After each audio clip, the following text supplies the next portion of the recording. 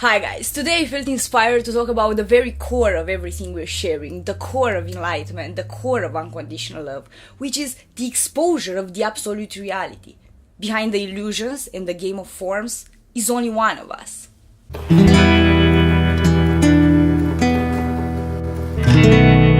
When we're getting close to someone, when we start loving, we start seeing the similarities between us. The separation starts fading and we start experience a small reinterpretation of oneness, like a substitute, a miniature of the absolute reality. But what would happen if we would all be in love with everybody, with all life and all humanity at once, as a whole? Ego has its base ground in fear, and love is the opposite of it. When we start loving, and here I'm talking only about pure unconditional love, the ego starts fading, and the separation between hearts and minds becomes only an abstract concept. We slowly become one. When I say that only love is real, I don't mean that there aren't any other feelings. I just mean that only through love we can experience the interconnectivity, the reality. When we look through the eyes of fear, we don't see connected hearts and minds anymore. We only see separated bodies.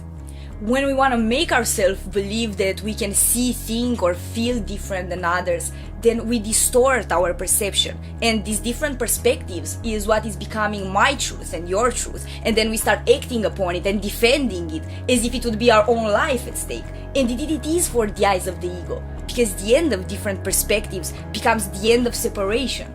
The ego death.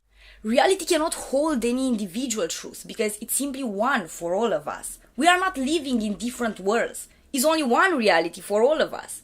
So then why would we choose to keep ourselves blind over truth and keep fighting, lying and manipulate for millennials over what's real and what's not? Because we would have to give up at our specialness.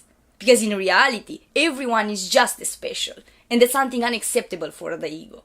But let me give you a revelation that if you can grasp its meaning, it might give you back the whole universe. The only reason the ego wants to be special is because it doesn't know you.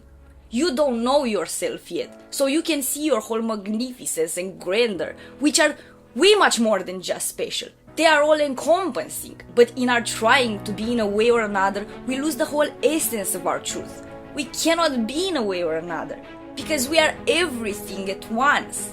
And if we would all just lose all our belief system, all our different perspectives and different mentalities, and we would therefore just a second to look straight at reality, then everything that Buddha, Jesus or the Upanishads ever said would become clear in a second, because the core of what they said was always the same. We are all one with each other and with the universe, and our essence is only love. Do you really think that Da Vinci wanted to be special? No, he just wanted to bring his ideas to life so he can share them with everybody. He dared to be completely truthful with himself and manifest all that he really is. His mind was too focused and his being too selfless to think about failure or impossibility, so nothing was impossible for him. He aligned his perspective with the truth, so he found his own infinity in that. Never let fear dictate what you can or can't do, because that's when you set up your own limitations. Break through, because the ego is only afraid about failure, but he never knows how to define that.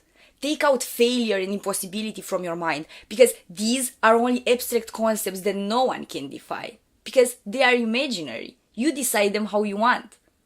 Your success can mean someone else's failure, or your failure could mean the world for someone else. See how we can play with it? Well, that proves its irreality. The truth is that you are a divine creator, that only words like magnificent, perfection, or infinity can describe your perfect being. But it's not until you know it too that you can experience it. Yesterday, we chose to keep concepts like fear and impossibility in our mind. But today, let's choose to feel the love of the universe instead. Nothing real can be threatened. Nothing unreal can exist. Thanks for watching.